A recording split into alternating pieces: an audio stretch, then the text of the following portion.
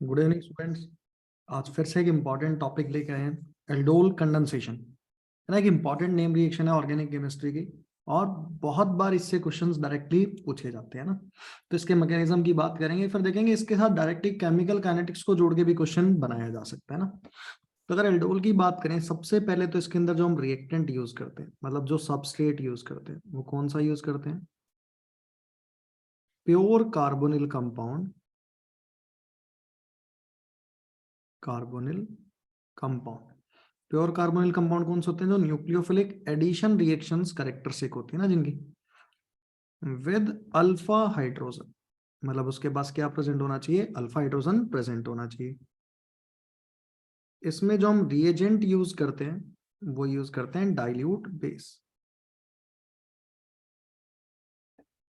Dilute base. और इससे जो प्रोडक्ट बनता है, देखो अगर सिर्फ एल्डोल की बात करें तो मतलब हम हीट नहीं कर रहे हैं ना। कंडेंसेशन की बात करेंगे तो उसमें क्या कर रहे होंगे? हीट कर रहे होंगे।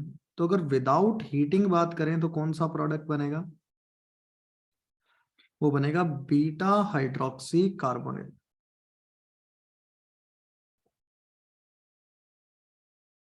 और अगर बात करें आफ्टर हीटिंग की, कि अगर हम हीट कर दें तो कंडेंसेशन रिएक्शन होगी। कंडेंसेशन होता है रिएक्शन जिसमें कुछ सिंपलर मॉलिक्यूल जैसे H2O NH3 बाहर निकले, यहाँ H2O बाहर निकलता है ना। तो आफ्टर हीटिंग क्या बोलेंगे? इसमें क्या बनता है? Alpha beta unsaturated carbonyl. ठीक। तो देखो ये जितनी भी ऐसी रिएक्शन जिनमें अल्फा हाइड्रोजन होता है, ये प्रोसीड कहां से करती हैं? Bye formation of carbon ion, और वो रेजोनेंस होकर उसके अंदर फिर इनोलिएट आयन बनने लगेगा ना। तो अगर इसमें एग्जांपल लें हम रिएक्शन का, तो सबसे सिंपलेस्ट क्या लेते हैं? With alpha hydrogen CH3CH। ठीक है, सेल्फ एल्डोल है, अपने आप इसके दो मॉलिक्यूल यूज होंगे ना। इसमें हमने क्या किया? OH minus dilute base add किया और साथ में हीट। तो हीट करेंगे तो क्या प्रोडक्ट बनेगा? CH3CH डबल बॉन्ड CH और CH। तो ये पूरा कंडेंसेशन के बाद का प्रोडक्ट बन गया। ठीक है, जैसे अल्फा बीटा अनसैचुरेटेड क्यों बोला? ये अल्फा और ये कौन सा है? बीटा। तो alpha beta unsaturated C double bond हो कार्बोनिल कंपाउंड। अब इसका मैकेनिज्म बहुत इंपॉर्टेंट है। तो अगर इसके मैकेनिज्म की बात करें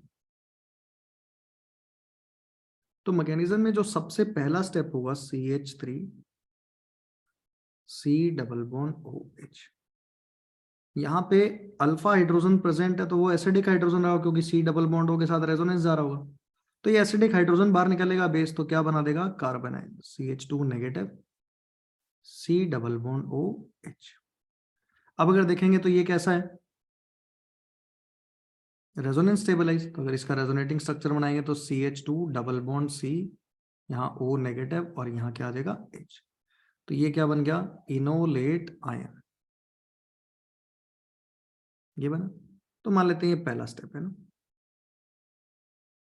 अब इसमें दूसरे स्टेप में क्या होगा? ये जो इनोलेट आयन या कार्बन आयन बना, ये दूसरे कार्बोनिल कंपाउंड पे जाके अटैक करेगा। देखो एक से कार्बन आयन जनरेट हुआ और एक पे जाके ये अटैक करेगा। तो हम क्या करते हैं? CH2 negative C double bond OH, ये कार्बन आयन लिया हमने, और इस पे न्यूक्लियोफिलिक एडिशन रिएक्शन कराते हैं C डबल बॉन्ड O और H।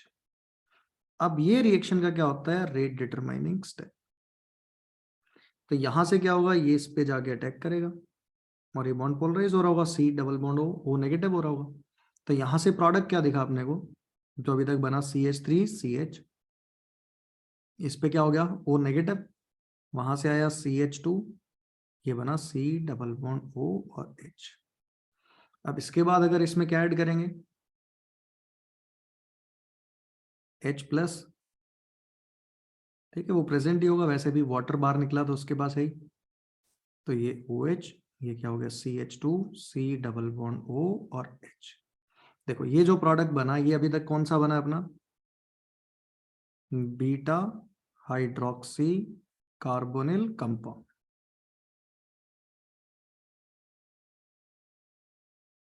ठीक है, इसके बाद क्या होगा? इसमें डिहाइड्रेशन। अब देखो ये वाला जो डिहाइड्रेशन होता है बड़ा इंपॉर्टेंट, ये किस में हो सकता है? बेसिक मीडियम में भी हो सकता है और सिंपली हीट करने के साथ भी हो सकता है ना। तो हमने मीडियम तो बेसिक है ही, तो मीडियम बेसिक जब होता है ना, ये इवन सीबी मैकेनिज्म फॉलो करता है। ठीक है, तो मैकेनिज्म अपने को पता ही है, तो हम लिख नहीं रहे यहाँ पे इवन सीबी के बारे में। तो बेसिक मीडियम में कौन सा मैकेनिज्म फॉलो करता है? Even CB. ठीक है, OH नेगेटिव बेसिक मीडियम है और साथ में हीट कर दिया, तो क्या बना ये? CH3 CH double bond CH C double bond OH। तो ये बन गया अल्फा बीटा अनसैचुरेटेड। तो देखो मैं लिख देता हूं कि ये जो मैकेनिज्म होता है कौन सा होता है? Even CB. ठीक है, मतलब elimination reaction involving formation of conjugate base. ठीक है, उसकी खास जरूरत नहीं है। यहां से देखो कॉन्जुगेटेड अल्कीन बन रहा है, डबल सिंगल डबल, वो सी, ये ड्राइविंग फोर्स है इसके अंदर ना, कि जो अल्कीन बन रहा है वो क्या बन रहा है? कॉन्जुगेटेड बन रहा है सी डबल बॉन्ड के साथ। तो यही ड्राइविंग फोर्स है स्टेबिलिटी के लिए फॉरवर्ड। अब देखो ये जो पहला और दूसरा स्टेप था ये पूरा रिवर्सिबल चल रहा है। कहता है generally most of the aldehydes के लिए जो रिएक्शन होती है वो इक्विलिब्रियम ये कहाँ शिफ्ट हो रहा है? टुवर्ड्स राइट, क्योंकि एल्डिहाइड ज्यादा रिएक्टिव होते हैं, कीटोन कम रिएक्टिव होते हैं, तो ये रिएक्शन कहाँ शिफ्ट हो रही होती है, मतलब इक्विलिब्रियम कहाँ शिफ्ट होता है इसमें? लेफ्ट की तरफ। अब यहाँ जो सवाल आने वाला है ना वो इसकी काइनेटिक्स पे आ जाएगा। ठीक है, अब काइनेटिक्स पे ऐसा नहीं कि डायरेक्टली ऑर्गेनिक में पूछेगा, इसको केमिकल काइनेटिक्स का फिजिकल केमिस्ट्री का क्वेश्चन बना के लिख देगा। अब देखो सेकंड स्टेप अगर RDS है, अगर मैं इसके हिसाब से काइनेटिक्स लिखने जाऊं, देखो मैं सिर्फ इसके हिसाब से लिख रहा हूं, एल्डिहाइड कीटोन अलग से नहीं लिख रहा, मैं सिर्फ काइनेटिक्स किसके लिए लिख रहा हूं? केमिकल फिजिकल केमिस्ट्री के हिसाब से ना। तो मैं लिखता तो सेकंड स्टेप मेरा RDS है, तो रेट लो में बनता rate is equal to K, concentration एक तो CH3 CHO का और एक किसका? CH2 negative CHO। अब देखो CH2 नेगेटिव CHO ये तो इंटरमीडिएट है, इंटरमीडिएट तो रेट लॉ में आना नहीं चाहिए, ये तो अंदर ही बना अंदर ही खत्म हो गया, चाहे इनोलेट लिखो या कार्बोनाइन लिखो। इसको हटाया कहां से जाए? इसको हटाएंगे जो अपना फर्स्ट इक्विलिब्रियम का स्टेप था, देखो ये। क्या इसका इक्विलिब्रियम कांस्टेंट लिख सकते हैं हम? तो अगर मैं इसका इक्विलिब्रियम कांस्टेंट लिखूंगा तो प्रोडक्ट डिवाइडेड बाय रिएक्टेंट लिखूंगा। तो प्रोडक्ट क्या था इसमें? CH2 negative CHO divided by reactant क्या था? CH3 CHO और साथ में बेस, बेस क्या है इसमें? OH negative. तो यहां से मैं किसकी कंसंट्रेशन निकाल सकता हूं? CH2 नेगेटिव CHO की कंसंट्रेशन निकाल सकता हूं, तो वो किसके बराबर होगा? Kc into concentration of CH3 CHO into concentration of OH negative. इसको यहां सब्स्टिट्यूट कर दो, तो K इंटू KC नया कांस्टेंट क्या बन जाएगा? K dash. क्या ये CH3 CHO का क्या हो गया? स्क्वायर इंटू कंसंट्रेशन ऑफ क्या हो गया? OH negative. ठीक है, तो ये अपना क्या बन गया इसका? केमिकल काइनेटिक्स के हिसाब से रेट लो। ठीक है, याद करो केमिकल काइनेटिक्स में एक ऐसा आता था कि कॉम्प्लेक्स रिएक्शन का रेट लॉ डिटरमाइन करना, ठीक है, बाय यूजिंग मैकेनिज्म। तो उसमें दो केस होते थे, वैसे तीन होते हैं जिसमें मैकेनिज्म RDS नहीं भी बताता। तो जनरली जेई मेन तक वही सवाल आते हैं जिसमें रेट डिटरमाइनिंग स्टेप गिवन होता है। तो पहला होता था जिसमें फर्स्ट स्टेप इज RDS, तो वहां से डायरेक्टली लिख देते थे रेट डिटरमाइनिंग स्टेप से रेट लो। सेकंड होता था first step is fast equilibrium followed by RDS, तो ये उसी का है क्या कि पहला तो फास्ट इक्विलिब्रियम था और दूसरा क्या था उसमें स्टेप जो था वो कौन सा था उसके अंदर? Rate determining step. तो इंटरमीडिएट को हटाते कहां से हम? इक्विलिब्रियम वाले स्टेप से, इक्विलिब्रियम कांस्टेंट का एक्सप्रेशन लिख के। ठीक है, अब इस रिएक्शन को एल्डोल क्यों बोला गया? क्योंकि ये जो एल्डोल प्रोडक्ट होता है ना, तो बोलता है इसके अंदर क्या चीज है जो हमने बनाया? Aldehyde plus alcohol. तो इसीलिए इसको एल्डोल बोला जाता है ना, कि इसमें CHO भी था और साथ में क्या प्रेजेंट था इसके साथ? देखो प्रोडक्ट में देखो ये जो है बीटा हाइड्रोक्सी कार्बन, वो तो अगला स्टेप तो कंडेंसेशन का है, पर जब पूरा एल्डोल की बात करें तो यहां तक कहानी चली। अब देखो इसमें हम डायरेक्टली भी कर सकते हैं कि क्वेश्चंस कैसे किए जाए। सेल्फ एल्डोल के लिए अगर डायरेक्ट ट्रिक की बात करी जाए, मतलब हर जगह ही ऐसे ही बनाया जाता है ना सेल्फ एल्डोल के लिए प्रोडक्ट। देखो सेल्फ एल्डोल में तुम्हें करना क्या है?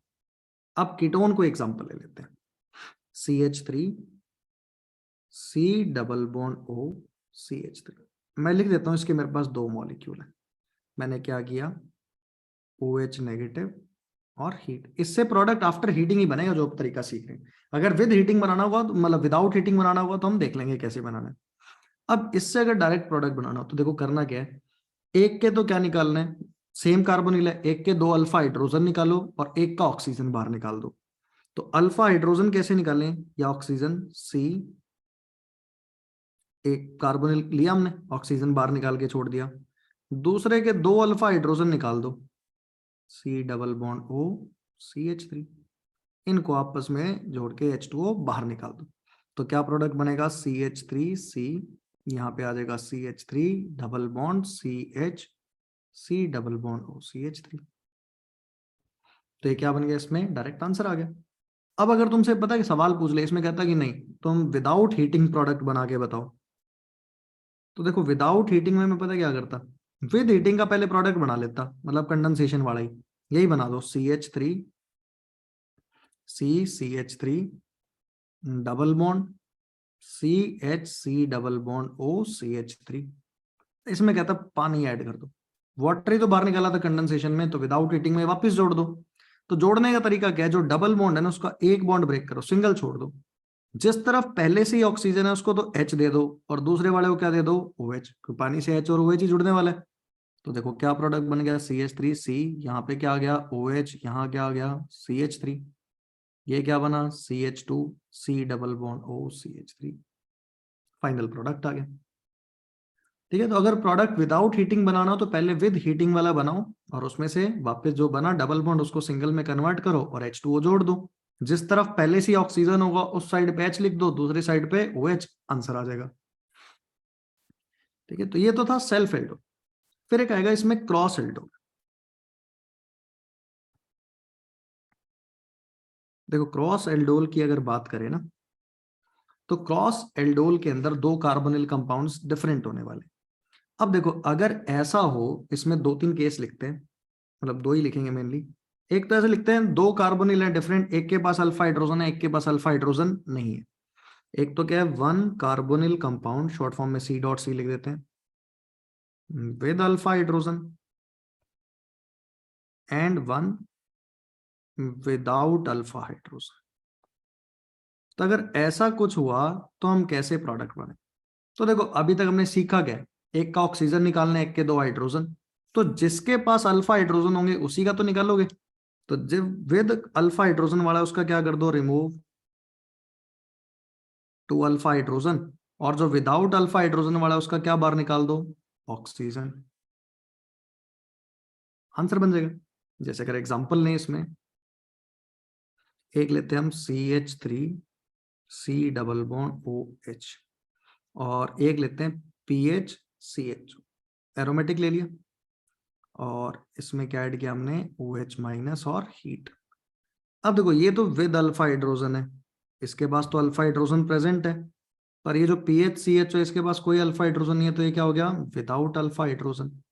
तो जो विदाउट अल्फा हाइड्रोजन है उसका तो ऑक्सीजन बाहर निकाल दो, तो PHCH, ये ऑक्सीजन बाहर निकाल के छोड़ दिया, दूसरे वाले के 2 अल्फा हाइड्रोजन निकाल के छोड़ दो ऐसे CHO, और इन दोनों को आपस में जोड़ के H2O बाहर कर दो। तो प्रोडक्ट क्या बन गया, PHCH डबल बॉन्ड CHCHO। तो ये फाइनल आंसर आ गया। ठीक है, तो अगर ऐसा तो सिंपल ही है कि बस एक पे अल्फा हाइड्रोजन हो, एक पे अल्फा हाइड्रोजन नहीं हो। अब दूसरा आएगा, बोथ हैविंग अल्फा हाइड्रोजन। अब देखो ये थोड़ा सा ट्रिकी हो जाएगा ना, कि दोनों के पास अल्फा हाइड्रोजन। देखो वैसे तो एनसीईआरटी में इसके 4 प्रोडक्ट बने होते हैं ना, 2 सेल्फ के 2 क्रॉस के, पर अगर अपने को एक प्रोडक्ट बनाना तो दोनों की रिएक्टिविटी कार्बोनिल के डिफरेंट रही होगी, है ना, तो हमें रिएक्टिविटी कंपेयर करनी है। तो देखो जो मोर रिएक्टिव होगा ना, मोर रिएक्टिव कार्बोनिल कंपाउंड, ये इंपॉर्टेंट है भाई, यहां से क्वेश्चन पूछे जा सकते हैं। मोर रिएक्टिव कार्बोनिल कंपाउंड, अब सुनना, ऊपर एक बार मैकेनिज्म से मैं तुम्हें थोड़ा सा समझाता हूं कि मैंने ये बनाया कैसे। देखो ये डिटरमाइनिंग स्टेप था, जो ज्यादा क्या होगा अपने पास, रिएक्टिव होगा, उस पे जाके अटैक हो रहा होगा, तो इस पे फोकस करो, ये ज्यादा रिएक्टिव था, तो इसका ये वाला पार्ट बना, और इसका आगे ये वाला पार्ट बना, और फिर इसका आगे ये वाला पार्ट बना, ऐसे ही हुआ। तो जो ज्यादा रिएक्टिव था उसका क्या बाहर निकल रहा है, ऑक्सीजन, और जो कम रिएक्टिव है उसका क्या बाहर निकल रहे हैं, अल्फा हाइड्रोजन।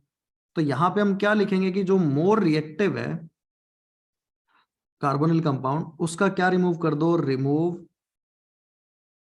Oxygen atom. और जो लेस रिएक्टिव कार्बोनिल कंपाउंड है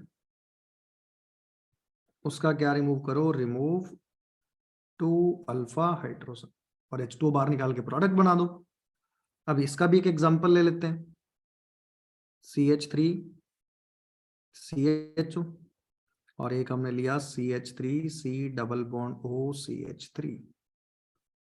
एक एल्डिहाइड ले लिया, एक कीटोन। एल्डिहाइड और कीटोन में न्यूक्लियोफिलिक एडिशन के लिए कौन ज्यादा रिएक्टिव होता है? Aldehydes are more reactive. तो ये क्या चीज है, एल्डिहाइड, तो ये क्या हो गया, मोर रिएक्टिव। तो ये क्या रहा होगा, less reactive. Ketones are less reactive. तो एल्डिहाइड अगर मोर रिएक्टिव है तो इसका तो क्या बाहर निकालना है, ऑक्सीजन। ऑक्सीजन बाहर निकाल के छोड़ दो, CH3CH डबल बॉन्ड O। और दूसरे वाले के क्या बाहर निकाल दो, 2 alpha hydrogen, C double bond O CH3। तो यहां से क्या बाहर निकल जाएगा, H2O बाहर निकल जाएगा। तो क्या प्रोडक्ट बना, CH3CH double bond CH, C double bond O CH3। तो ये क्या आ गया, अपना फाइनल आंसर आ गया। ठीक है, तो ये 2 केस क्रॉस एल्डोल के अंदर पूछ सकता है। ऐसे इसमें एक टाइप होता है इंट्रामोलिकुलर एल्डोल। ऐसे क्या होगा, इंट्रामोलिकुलर एल्डोल। इसका भी अब डायरेक्ट तरीका सीखेंगे। वही काम याद रखना है, जो मोर रिएक्टिव है उसका ऑक्सीजन, जो लेस रिएक्टिव है उसके 2 अल्फा हाइड्रोजन बाहर निकाल देने। तो हम दोनों एक बार पहला एग्जांपल एल्डिहाइड ही लेके चलते हैं, या काम करते हैं 2 डिफरेंट ही ले लेते हैं ना। C डबल बॉन्ड O, ये हमने कीटोन बना दिया, 1 2 3 और ऐसा बना दिया। और इसमें इसने क्या बोला, क्या किया हमने, OH नेगेटिव और हीट। देखो अंदर ही अंदर 2 अपने को क्या मिल गए, कार्बोनिल कंपाउंड्स मिल गए ना एक ही के अंदर। तो ये कीटोन है, कीटोन क्या होता है, it is less reactive. Aldehyde क्या चीज है, मोर रिएक्टिव। तो मोर रिएक्टिव का क्या बाहर निकालना है अपने को, ऑक्सीजन, इसको पकड़ लो। और लेस रिएक्टिव के क्या बाहर निकालने हैं, अल्फा हाइड्रोजन, 1 2 3 4 5 6। यहां से क्या निकाल देंगे, 2 अल्फा हाइड्रोजन।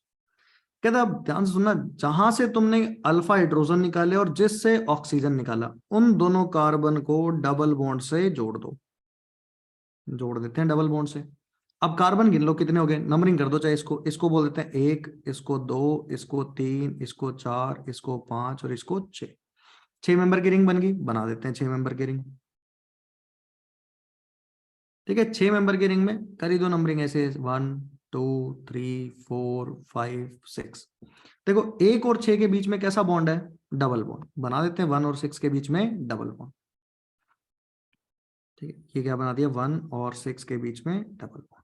और फिर देखो जो 5 नंबर कार्बन है उस पे क्या लगा हुआ है, double bond oxygen, C double bond होता। तो ये फाइनल प्रोडक्ट आ गया अपना। तो इंट्रामोलिकुलर एल्डोल में साइक्लिक प्रोडक्ट बनने वाला है, डबल बॉन्ड होगा। और ये भी ध्यान से देखना, चेक कर लेना, ये वाला कहाँ पे हो गया, अल्फा कार्बन, ये कौन सा हो गया, बीटा। अभी भी अल्फा बीटा अनसैचुरेटेड कार्बोनिल ही बन रहा है, तो डायरेक्टली आंसर लाई जा सकते हैं ना। तो एल्डोल कंडेंसेशन एक इंपॉर्टेंट रिएक्शन है, तो यही ध्यान रखना, एक का ऑक्सीजन, एक के 2 अल्फा हाइड्रोजन निकाल के दोनों को जोड़ देना। मैकेनिज्म ध्यान रखना, मैकेनिज्म बेस्ड क्वेश्चन इसमें पूछे जा सकते हैं ना। और इसको फिजिकल केमिस्ट्री से रिलेट करके काइनेटिक्स पे क्वेश्चन पूछा जा सकता है। तो एक इंपॉर्टेंट नेम रिएक्शन थी एल्डोल कंडेंसेशन, बहुत सारे क्वेश्चंस प्रीवियस ईयर में मिलेंगे। ठीक है, तो नेक्स्ट क्लास में फिर से मिलते हैं एक नई रिएक्शन के साथ।